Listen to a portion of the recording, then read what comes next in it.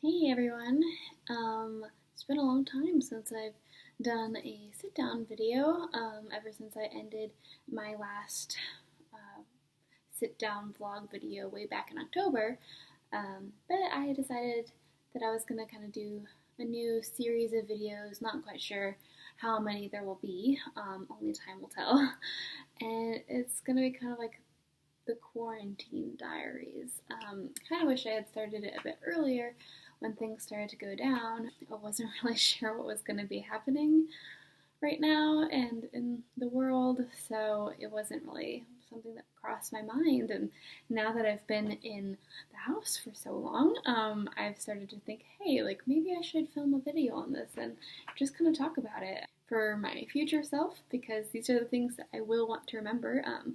We are living through history right now, and so for my future self, for my current self, so I can process some things, and for the historians who are watching this someday, because that's totally gonna happen. But for real, I think it's cool to kind of document these sorts of things, especially when there is a global phenomenon going on. So that's kind of what this is, and I'll make probably a couple of others just kind of talking about my experiences, my thoughts, what's happening.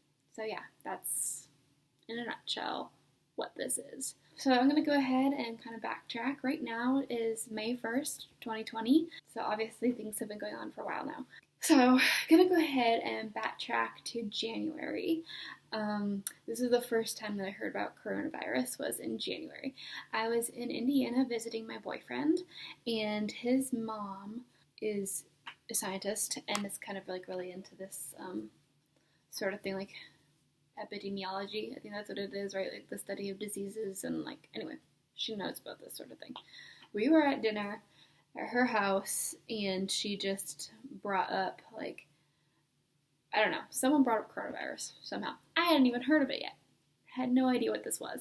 And she's like, oh, it's like not a big deal. We have nothing to worry about. It's like the fatality rate is like lower than like 1% or something like that, and it hasn't really even hit America. It was only in China or Italy, and really not a big deal. It was like she was comparing it to MERS, which happened several years ago, and SARS and things like that. So she's like, it's not a big deal. It's really just going to affect people with compromised immune systems, maybe some older people.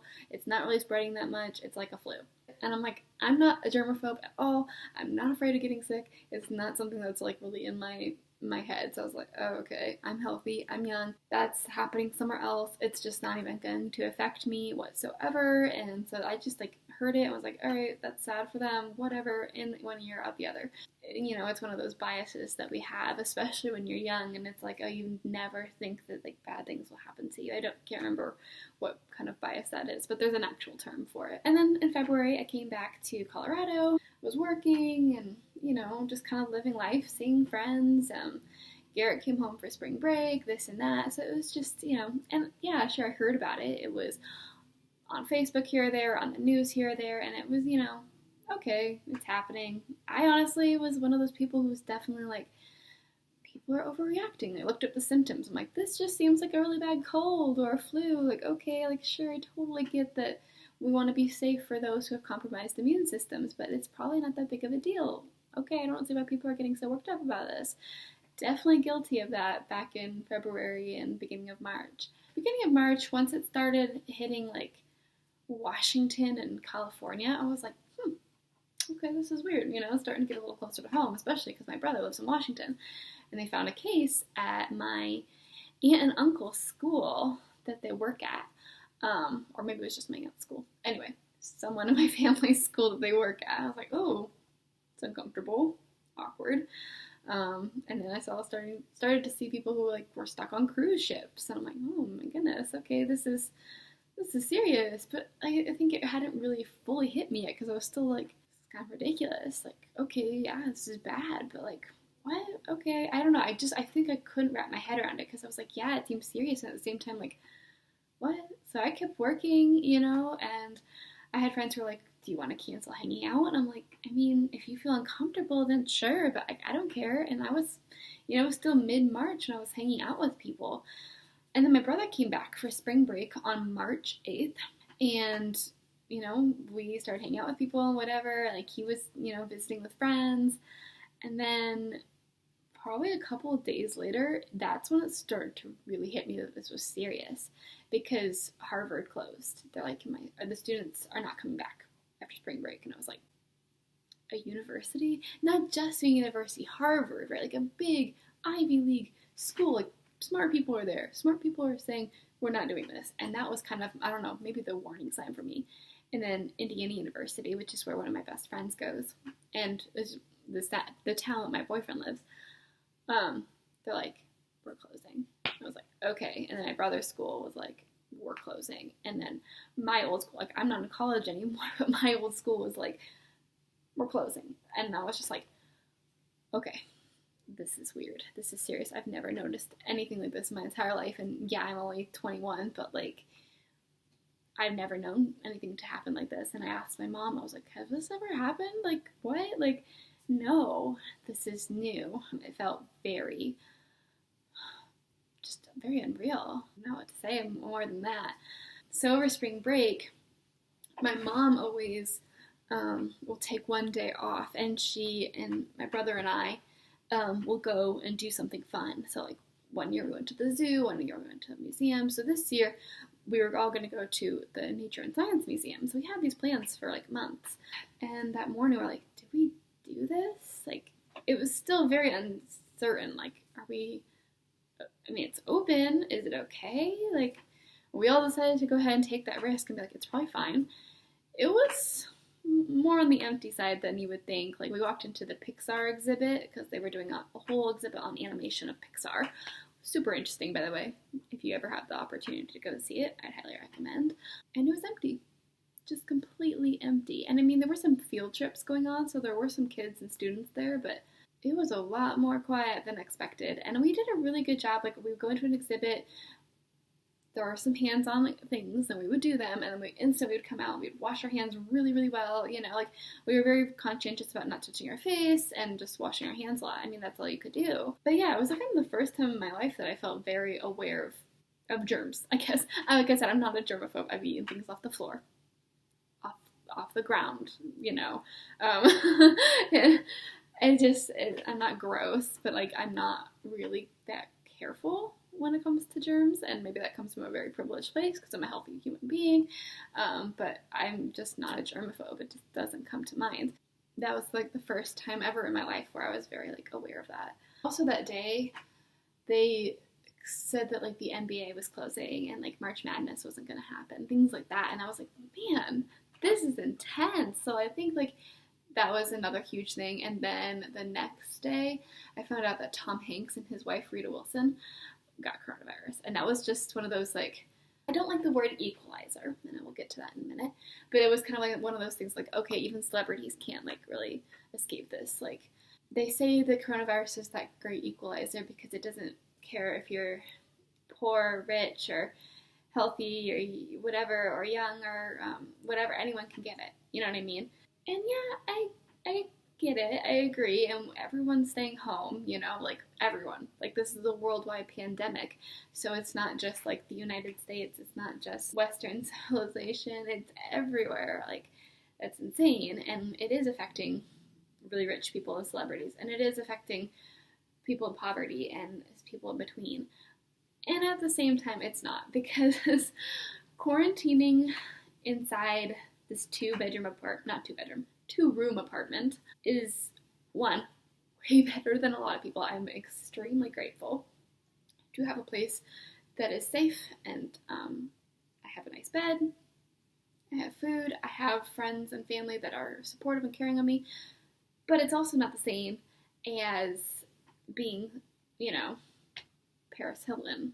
I don't know why I just thought of Paris Hilton. I think just because she's a really rich person who is probably really, I don't want to say ditzy, but like probably not aware of other people and their situation. I think of that like, yeah, when you quarantine and you have a pool in your backyard and you have so many different rooms and you have so much money to order out food all the time, and you just don't have to care about losing your job and what you're going to do and having to stay home and be healthy or go to work, like picking those things. Like, no, it's not the great equalizer because, yeah, you could get it and you could get sick, and coronavirus isn't like something that's gonna pick and choose. It can affect everyone, but at the same time, you're quarantining in a way nicer place. You have a lot more privileges, and you don't have to worry about losing a job. And you will most likely, if you do get it, have a better chance of surviving it because of your status and because of your money. And like I said, I am still extremely, extremely lucky and privileged to be in the situation that I'm in, which I will get to. And I definitely think about the people in third world countries, people who, you know, even in my hometown, who don't have a home, or for people who are just in really low income families and they are losing their jobs. It's heartbreaking. I'm gonna get off my soapbox there, but I don't think it's the great equalizer. But for some reason, seeing that Tom Hanks and Rita Wilson got coronavirus was kind of something that all of a sudden really hit me. I was like, okay, this is crazy. So the school's shutting down. Seeing firsthand that not a lot of people were at the museum, and then celebrities getting it, I think that those three things were kind of the big, like, okay, like, this seems bigger than what I had originally thought. And one of Garrick's dear friends, and one of my friends too, his name is Jack, and he was studying abroad in Italy and did have to come home in quarantine. I thought, man, that really sucks. I can't imagine being in quarantine. Here we are now. But I think that was another crazy thing, like knowing someone who was in Italy, where one of the huge places that was hit really hard and kind of early on. Anyway, back to my story. Around this time, my boyfriend and I had decided that I was going to come to live in Indiana for the rest of 2020. We had decided this back in February. And he was supposed to come and see me, I think it was March 18th was the day that he was supposed to come out, help me pack, and drive out with me. So that was a plan that we had, and it was definitely up in the air. We had a lot of discussions about, do we postpone this? Do we go through with it? What's the safe choice here? And it was really hard because I would ask, like, my mom and dad, and they had definitely their thoughts and opinions, and at the same time, they also had to say, I don't know, because, like, no one really knows what's the right choice here. Like, it's hard to say, honestly. So we kind of were like, we're just going to stick with it because we don't know what the rest of this year is going to hold. It could get a lot worse. So we decided to go through with this plan. Plans are hard to really know what's right and what's wrong, especially in this kind of situation. We're like, I don't know, but we're just going to go through with it. So we stuck to that choice, which is really hard for me because I am someone who hates to make plans. And also I love making plans. Like, I don't like not having a plan, and at the same time I have a really hard time making decisions. So it was a really tough choice. At this point, I also thought that not only did I think my brother was going to go back to school, I thought my mom was going to go visit my dad in Idaho, which she had to cancel that. So then it really made me feel like, okay, is traveling safe? Because, you know, they're canceling their travel plans. Anyway, we went ahead with it. He came early. He came on March 16th, and Nathaniel was very diligent about being on the plane. He didn't touch a single thing at the airport. He wore gloves. He changed his gloves in and out because, you know, you can't just wear gloves and you're still just spreading germs, right? He changed his gloves a lot. He had a mask that he wore the entire time. He had a bottle of hand sanitizer in his pocket, and that was basically it. He didn't check a bag, and he said that throughout the whole plane ride, he didn't touch his phone, he didn't touch a single thing, he just sat like this. You know, he said he didn't even lean his head back. So once he got off the plane, he disposed of his mask. Well, once he saw me, he disposed of his mask and his gloves outside. I had a towel for him to sit down in my car. We did not hug, we did not kiss, we did not touch at all. He didn't touch a single thing. I opened the car door for him, I closed it for him. He used hand sanitizer frequently throughout our whole drive back from the airport. Then I got him inside. He took off his shoes in the garage and took off all his clothes, went to take a shower, right? Like, I took his clothes and washed them, and then we took, like, his bag and his shoes, and we sprayed them with disinfectant. I mean, we were over the top careful. And then we took Clorox wipes and wiped down his phone and anything like that. And a few days later, we hit the road to come out to Indiana. That's a whole other story about the emotions behind moving and how I'm feeling about being on my own and living with my boyfriend and blah, blah, blah. Like a whole other story. I'm going to spare you the details of that. Maybe I'll make another video of that another time. This is specifically for quarantine, COVID-19 stuff. So we decided to hit the road that Saturday. He came out on the Monday. We left on a Saturday. I think it was the 21st, my dad's birthday. So we left on March 21st, and we got up at 5 a.m. to drive to Indiana, and that is a long drive. I think we were on the road for about 15 and a half hours or so, close to 16 hours. We left at 5 a.m., got to Indiana at 11:45 p.m., just about midnight. We didn't stop. We had the money to spend the night in a hotel, and if we weren't in this situation, we probably would have taken this trip a lot slower. We might have stopped and walked around at rest stops. We might have gotten lunch. We may have, spent the night at a hotel and then continued on. Given the circumstances, we didn't feel comfortable doing anything like that. And a lot of things were closed. Like hotels and restaurants, I don't think were completely closed yet. Some might be, but overall it wasn't. But states were beginning to shut down. That was kind of around that point that a lot of states were saying, okay, we're doing a stay-at-home order, we're doing a shutdown order. Businesses, you're done. Colorado and Indiana were about at that point. So we knew we just wanted to get home. We didn't really know what that was going to look like. Was it going to look like we couldn't be on the road? Like, were we going to be pulled over and be like, where are you going? Because, that was, in my mind, what was going to happen. And we didn't really want to get stuck somewhere. We didn't want to get stuck in Kansas or Missouri and be like, where are you going? We needed to go. So we made the decision to get up real early and drive. If we really, really needed to stop, obviously we needed to be safe on the road, we would. But we were fine. We kept doing check-ins, how were you doing? We had Cokes in the car with us. So we could have some caffeine. We were fine. I think we were running purely on adrenaline, and we got to Indiana at 11:45 p.m., and we moved all my stuff in. We didn't, unpack the boxes, but we moved it all in because we didn't want it out in the car, and then we slept really hard. We only stopped 4 times. That was 8. I don't know why I did this. 4 times. We only stopped 4 times throughout the whole thing because, like I said, we just didn't want to risk it. So we stopped 4 times to fill up on gas and go pee.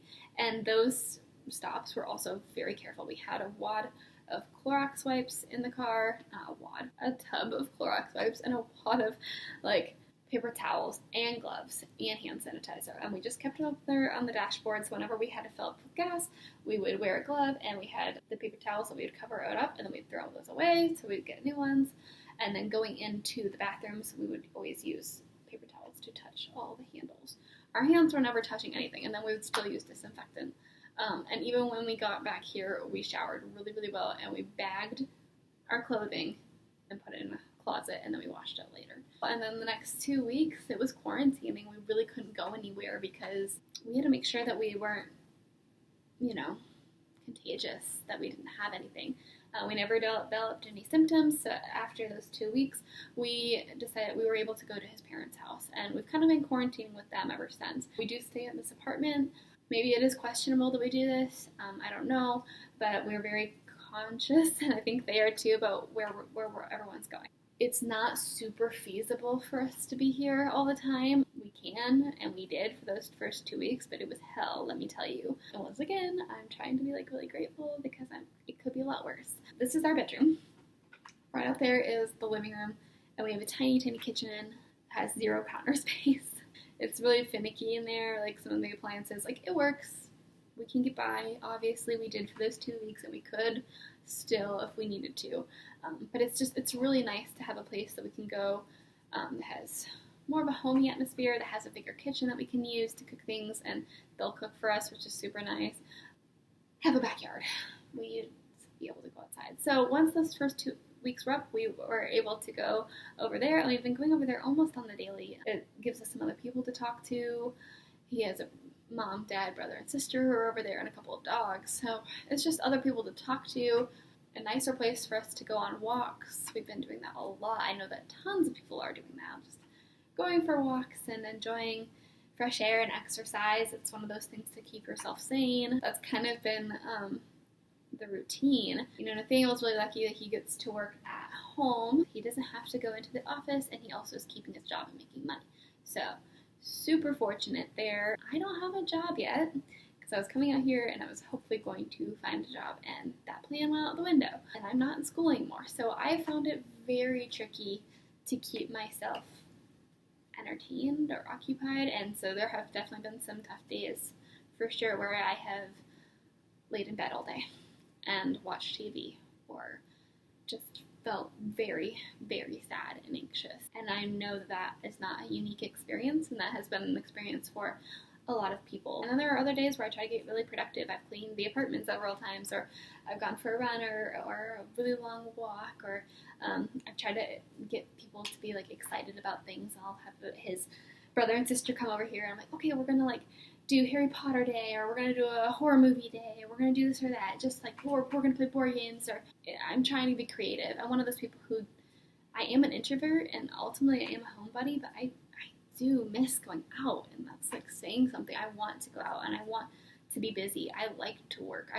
Normally I had lots of my days filled with going to work and going to school and doing this event and meeting up with this friend, and I hate looking at my calendar out there in the kitchen and seeing empty squares. And honestly, I've just started writing things and writing pizza party and what else? They're out there, PJ day, just honestly just trying to give myself something to do, something to look forward to, something to fill my days and get excited about. So yeah, there's that. I've been sleeping in a lot more than I've wanted to. I'm not one to sleep in to 11 or noon, but that happens almost on the daily now. And I probably don't go to bed until like 2 in the morning. It's horrible. It's not who I am. And I'm trying to give myself grace and forgiveness and be like, this is weird. We've never gone through this before. I personally have never gone through this before. Most people haven't gone through this before, and it's okay to not know what to do. And the most important thing is to survive. And I am surviving and getting through it. And that's okay. So if I wake up one day and it's a day where I just watch TV, I think that that's a pat on the back, honestly, because I survived, and that's important. And if it's a day where I do get to clean and read and go for a walk and exercise, that's even more of an accomplishment, and that's great. But like, I'm trying not to put that pressure on myself. Some days I have tried to write out a schedule, like from 9 to 10 I'm doing this, from 10 to 11 I'm doing this. It doesn't work.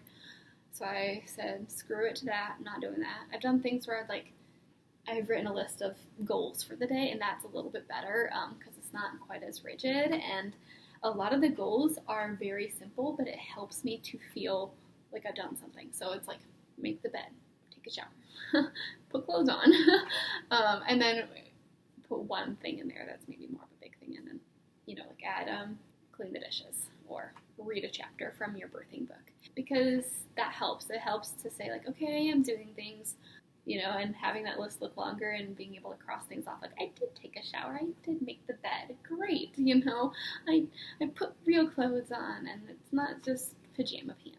So that helps. It does. And so I've been really good at that. I've been really good at going for a walk almost every day, getting some fresh air. It's been really hard without my trampoline. That has been my savior for the past 11 years of my life. It's great for my mental health and my physical health. So I'm trying to adjust to not having that anymore. So on top of all this quarantine stuff, it's it's an adjustment being without my mom and my dad and my brother and my home and my trampoline. So it's trying to adjust to that as well, and adjust to living with someone else. That's a whole other ballpark, and I wasn't expecting to have to do that in quarantine and during a global pandemic, but I am.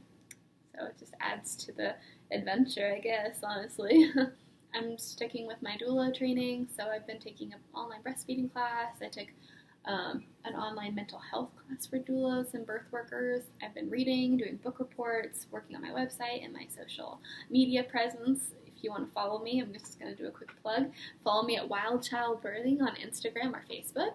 And I have a YouTube channel now too. So follow me if you want. I would be grateful. I've been doing a lot of those sorts of things. I wish I was doing more of it. I think my very harsh critical side of myself is saying, you have been given this time, you've been given the gift of time, and why aren't you doing that 24/7? Why don't you wake up at 9 a.m. and work until 5 p.m. on birth-related, doula-related business and learning? And I've tried to forgive myself and appreciate that I'm doing what I can, and say hey, we're in a pandemic. And it's really hard. It's really hard to be mentally stable sometimes. It's not advisable to say, like, oh, you've been given this gift of time, because I saw this great post, actually. It was like, you're not working from home. You are trying to work at home because of a global pandemic where people are dying and people are protesting horrifically with massive guns and saying that their right to go out and risk other people's lives is more important. That's not the same as, oh, I'm just working from home. This isn't the same thing as me just not having a job, being like, oh, well, I have this time, so I might as well work on my doula business. It's not the same thing. It's trying to start a business and learn and work at the same time as horrible events in this world. I don't know if that makes sense, but that was kind of what I've been thinking about a lot. So I'm trying to give myself that grace and be like, hey, you know what? You got up at 11. That's before noon. That's still in the morning. You got up. It's great. And you put clothes on and you look good today. That's great. And you took an hour walk. You got some exercise, some endorphins flowing, and that's awesome. And hey, you spent an hour writing an Instagram post and reading a chapter of your book. It's a win. It is. It's a win. So I think that whoever is watching this, if you're in a similar situation and you're able to get up there and just do an hour or two of something that you consider productive, even when you want it to be a full day's worth of work, I applaud you, because I think that it's really hard to do. So that's kind of it, I feel like. I'm going to show you my mask, because that's kind of the thing now. You gotta wear masks. I never thought I'd be wearing a mask, like, ever in my life.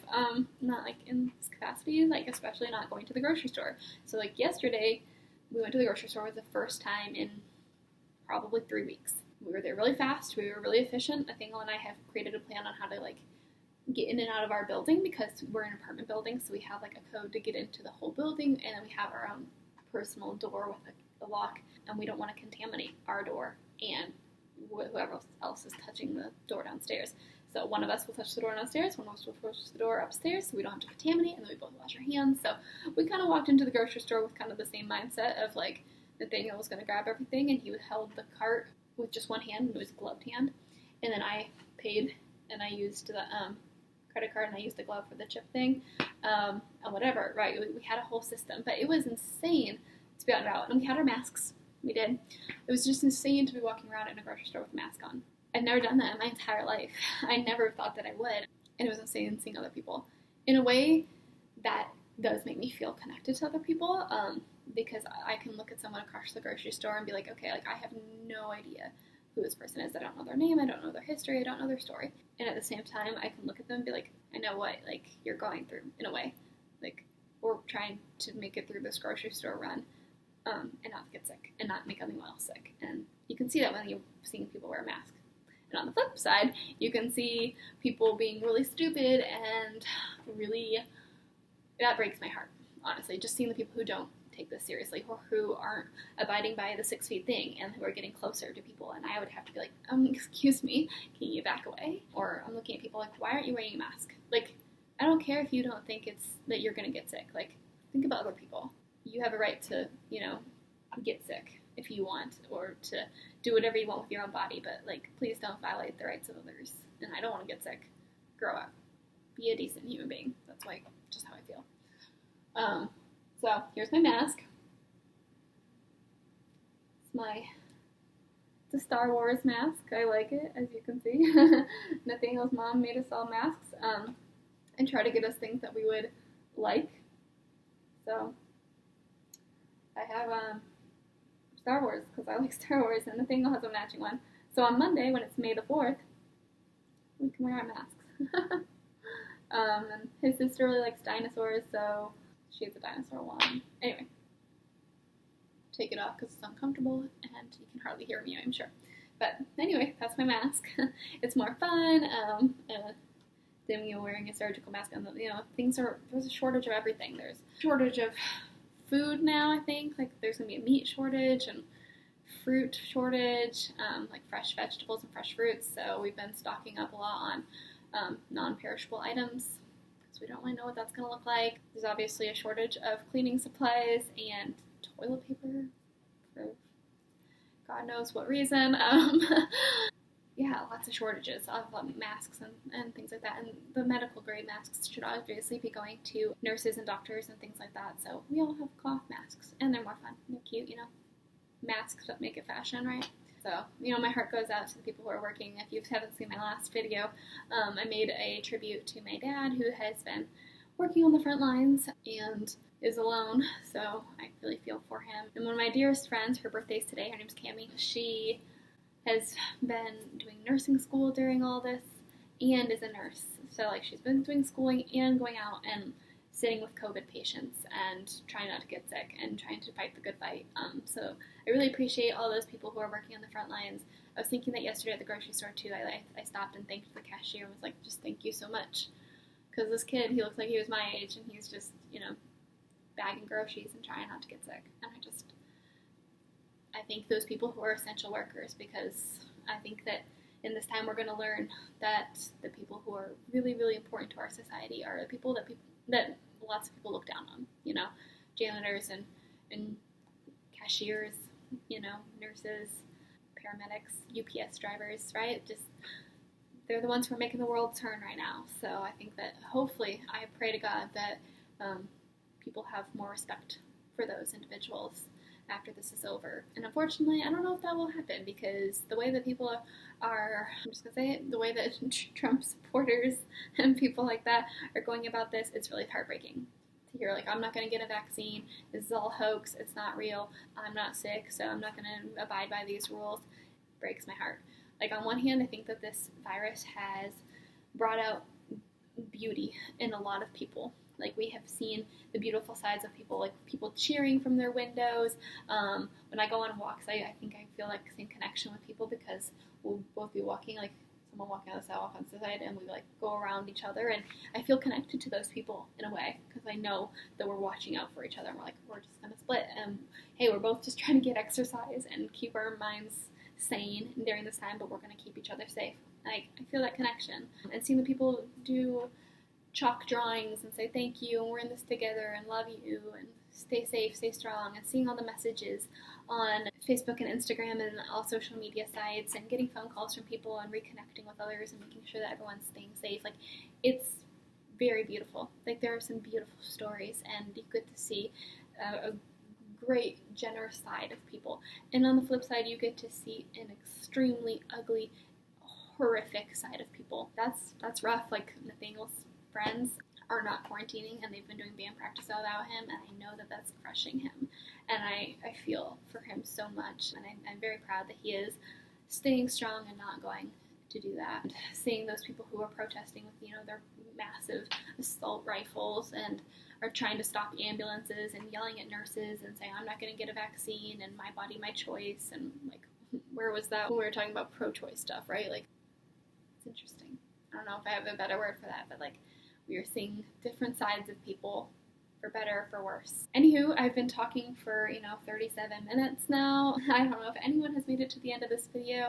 If you have, thanks for watching. I'd love to hear some of your thoughts and opinions in the comments down below. Yeah, this is episode 1 of Quarantine Diaries, so stay safe, stay strong, stay healthy.